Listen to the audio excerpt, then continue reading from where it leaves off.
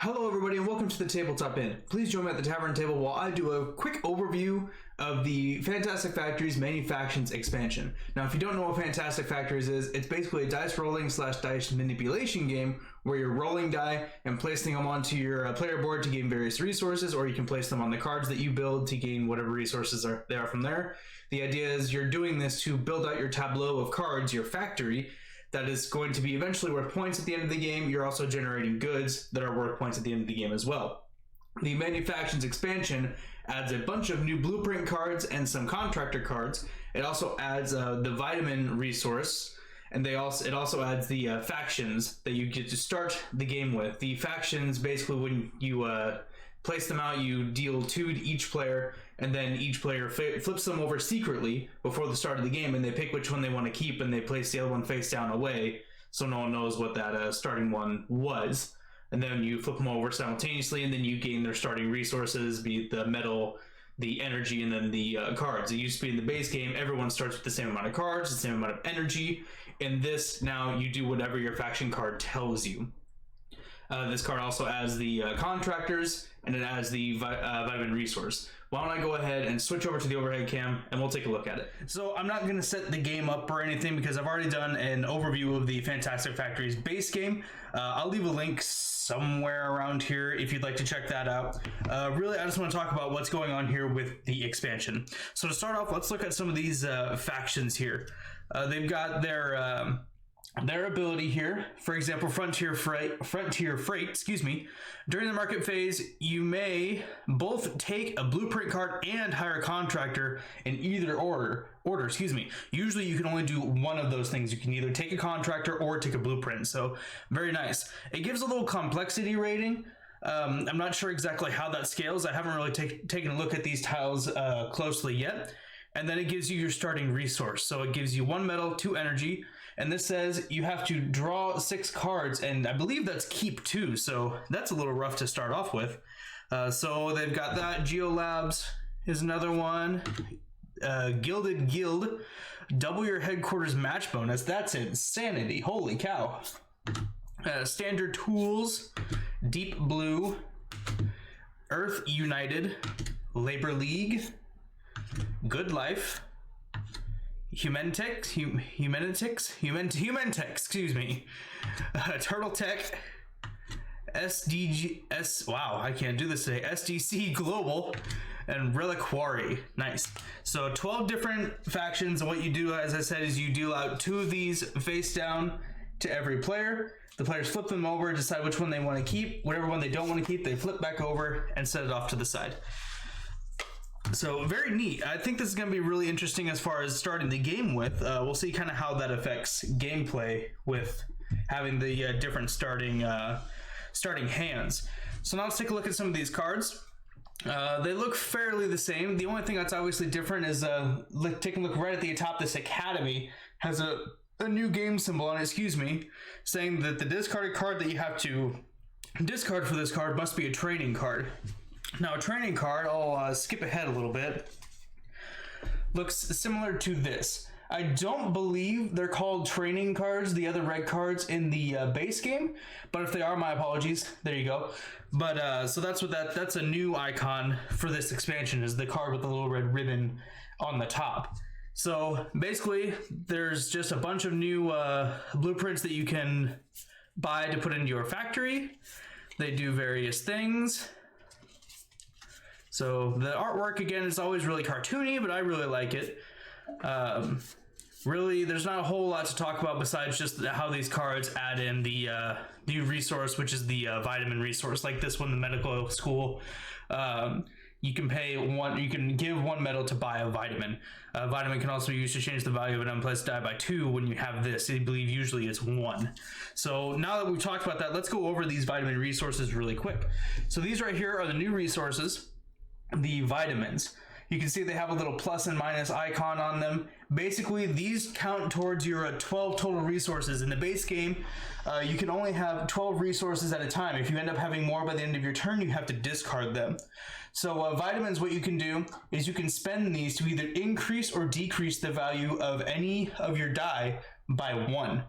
So, like I say, dice manipulation in this game is super important as far as being able to do some of these, activate some of these buildings that you have in your factory. For example, the cannery here requires a 3 to be placed on it. And if you place a 3 on it, you generate a good and a vitamin. But let's say when you rolled a 4. Well, if you rolled a 4 and that's the only other, you have 4, whatever, you didn't get it for 3 basically, but you have a 4. You can spend this vitamin to decrease that value to a 3. So basically just adds a bunch of new dice manipulation to the game in the form of the vitamins. I'm sure a bunch of these cards also let you do some dice manipulations. This Monument City Park training type cards cost 1 less energy to activate. This discount can be used any number of times each round, so that's very, very nice. Like taking a look at some of these, see if there's any that stick out to me.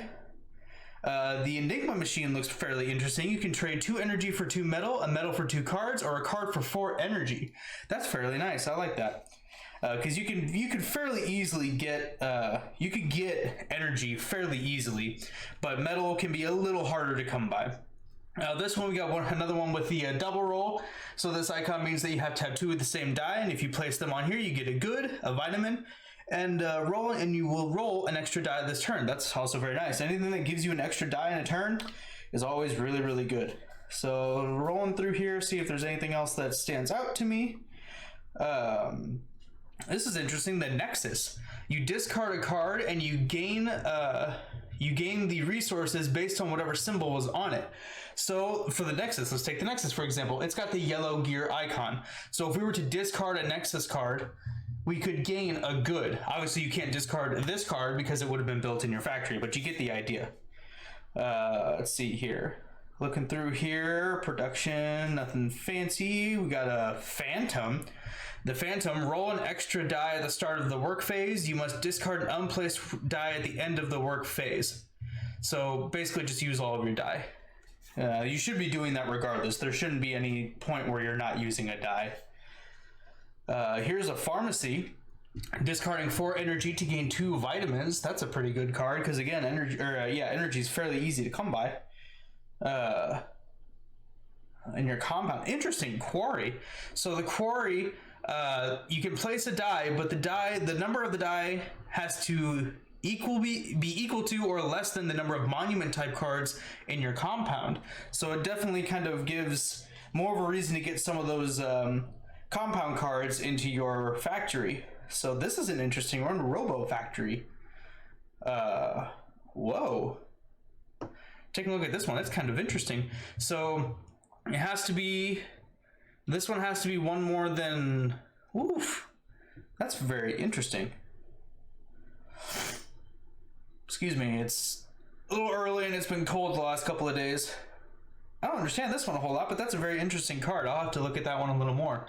It's got a lot of +1. That's the first one I've seen that uses 4 die on it. That's insanity, but you gain 2 goods from it and you get to roll 2 extra die this turn.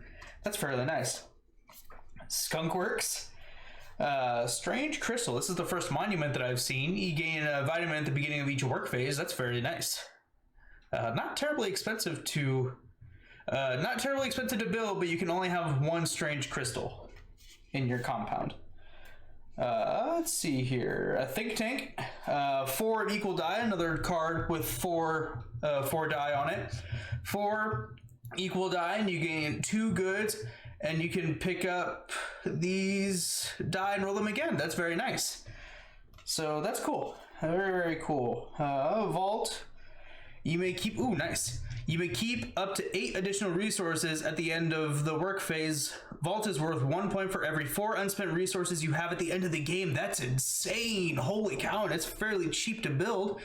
You can only have 1 vault in your factory. Very nice. Here's a vending machine. Gain a vitamin after building a card. Very, very nice. And that was the last of the blueprint cards. Now we're taking a look at these contractor cards. So I don't believe that anything changed with the contractors. They're still just going to be placed underneath the underneath any of the symbols that are usually placed out on the tableau for characters. I'm just going to sift through them real quick, see if there's anything interesting. For this apprentice, you can draw 1 and roll 1 extra at the start of the next work phase. Artisan, gain 1 good. kind of a lamish one to a degree. Demolitionist, discard a building in your compound and gain 1 good, and the resources equal to double the build cost. Interesting. Another generalist, gain a metal, 2 energy, and 1 card. Then pick up an opponent. Pick an opponent. Excuse me. They gain 1 metal, 2 energy, or 1 card. So nice. So a little bit of player interaction here, but it's not really a bad interaction to a degree. You've got the mentor doing a wheelchair. You gain 3 vitamin, then pick an opponent, and they gain 1 vitamin. Very nice. You've got the recruiter.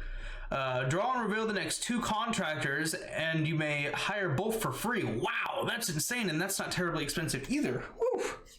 Good thing there's only 1 of those in here. That's a powerful card. The scientist. Draw and reveal 7 cards, keep 1 and discard the rest. Looks like Morty. Or not Morty, Rick, excuse me. Don't. Sorry. Wow, Tycoon. Take all 4 cards in the marketplace. That's insane. Again, good thing there's only 1 of those. Visionary. Reveal any number of monument type cards from your hand. Gain metal equal to twice the number of cards revealed this way, max of 6.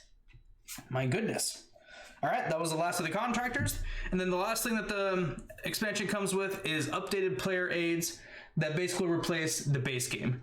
So that's a fairly high overview of the expansion. Hopefully I covered everything, but again, there's not really a whole lot new going on in the game aside from adding the vitamin resource and the factions. Other than that, the game has been played basically the same. Let's go ahead and switch back over to the cam and I'll give you my initial thoughts on the game. So that was a fairly hot overview of the Manufactions expansion for Fantastic Factories. Overall, I think it's going to be a really interesting addition to the base game. The base game is probably one of our favorites. It's a really great game. It's an easy game to bust out, especially once you've, your group has played it a couple of times. It's an easy game to just bust out, get set up, and you can easily play 2 or 3 games in the span of maybe an hour and a half, especially if you are a group that plays quickly. There might be times where you slow down to figure out, numbers and whatnot. But overall, the game is a fairly fast game. And I think we really like that. We like being able to bust out a few rounds of the games because we know, okay, what if a round's not going well? We know, okay, we can just play another game. It's not a big deal. But like a game of viticulture, it's a fairly long game, very long game. And we know that we're probably not going to get a second game out of it unless we start early. So we're just really stressed about playing it well because if we don't do well, we're not going to be able to play it again for a while. So this game is a little different. We know we can get a few games out of it.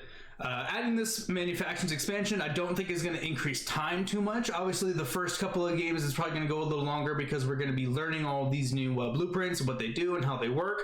We're going to be learning about these factions, these faction powers, the vitamins. I don't think it's going to take us too long to learn. It's a fairly simple resource. You spend it and you get to manipulate a die. Not that big of a deal. But like that one card that's got the four die in there with the +1s all around them.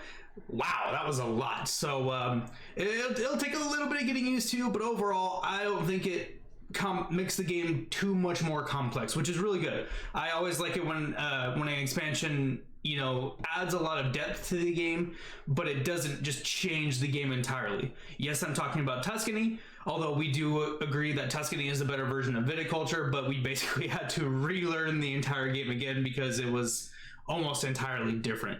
Again, with this, you're not going to have that. A gripe that I have, it's somewhat of a minor gripe, but it's not a huge deal. This doesn't really have an insert in this box. So to keep it, orderly, you're probably going to have to keep everything in here. The problem with that is there's another expansion for Fantastic Factories called Subterfuge, I believe. I don't know if I'm going to be getting it because it adds like direct player interaction. And with this game, one of the things we like is there's not a whole lot of player interaction. The only interaction you can have is, hate drafting from the marketplace, but that's about it.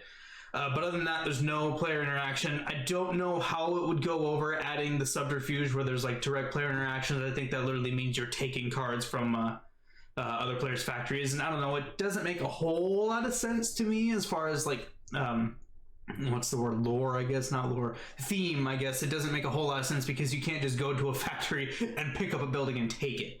Again, I don't know exactly if that's how it works, but that's what it seems like. And to me, it just doesn't fit with how we want to play the game. We like games where there's not a whole lot of player interaction, if none at all. You know, we like to kind of be able to be left to our own devices and win based on our own strategy. We don't want to either win or lose based on someone else just getting lucky with the player interaction cards and being able to take everything that you had that was once good.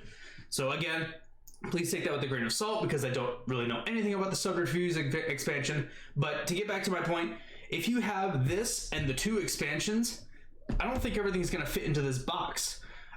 So that brings the point, there's no insert in this. There's just a really basic insert. It's just the, you know, little white plastic piece or cardboard piece, excuse me, that you see in just, you know, basic games.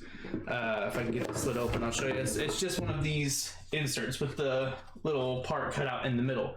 I have a huge gripe with inserts like this because games that are card based, and this game is pretty much entirely card based, the fact that they don't have an insert for this expansion is a little upsetting.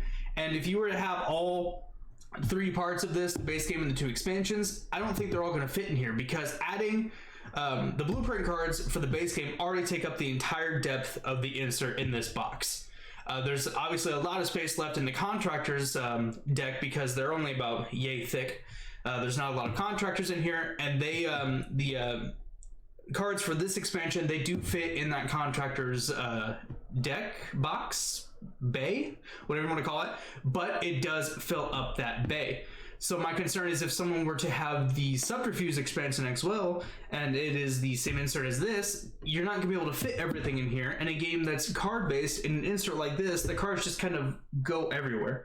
So it's a little upsetting, especially because the insert in this was so well done in the base game. They even gave the used punch boards, they gave that a use by having you put them underneath the insert. So it raises it up to be level with the top of the box. I talked about it when I did the overview for this game as well, and I really love that because it obviously diminishes the waste that you get from board games. You know, it gives those punch boards a use aside from just being thrown away. And the insert for this is incredible. It fits all of the goods, it fits all the energy, it fits all the metal, and it fits all the cards. And you don't have, you know, any bulging of the box. The box closes all the way. And even with this expansion, the box is still going to close all the way. But again, I'm worried if we do get that 3rd expansion, it's going to have to stay in its own box. And if the insert's the same as this one, then it might be a little messy to get taken out. But it's a personal thing for me. It's not really a deal breaker. You know, it is what it is. You know, if you like games like Monopoly that has no insert in it, then, you know, that's a nightmare to set up sometimes too. But for this, it's not a huge deal. It's definitely not a deal breaker. It's just upsetting to see after coming from the insert that this has. The insert for this is incredible. I mean, just the thought that went into it is it's awesome. Because again, reducing waste is one of those things that I'm really, you know, I really do care about. You know, if I can find ways to reduce waste, you know, if I can from now on, if those punch boards that I get from games, if they can fit underneath the insert, I'm going to do that. Obviously, if it's not feasible, like Merchant's Cove definitely wasn't feasible because even though it's a gigantic box, it is filled from top to bottom with those many trays that you get from it. Stardew Valley is another one where keeping the punch boards wouldn't be viable because then the box wouldn't close all the way. The box still doesn't close all the way because the tile bags stick out a little bit. But anyway, getting a little sidetracked. Talking about this, it's really great. I am looking forward to getting this deck into the Fantastic Factories deck. Again, minor gripe was the insert. I guess the only other gripe I could say is because the Blueprints deck won't fit in the bay of this one. At the end of the game, when we're doing Teardown, we're probably going to have to separate the expansion deck back out into its own, along with the contractors, to get it to fit into the contractors bay. So that could be another minor gripe. Again, not a huge deal, but it will take, it will add quite a bit of time to tear down, to sift through the deck and sort out base game and expansion. Plus you lose that shuffle. Whenever you get it set back up, you're going to have to reshuffle those cards really, really well. So, Yeah, a couple of minor gripes, not a big deal. I think it's going to be fantastic. Haha, Fantastic Factories. I didn't even do that. Cool. But for now, that's all I have on the Manufactions expansion of Fantastic Factories. If you enjoyed the video, please leave a like to let me know. If there's anything I could have done differently, please leave a comment and I will do my best to fix it. But thank you so much for watching. I hope you enjoyed your stay at the Tabletop Inn, and we'll see you next time. Take care.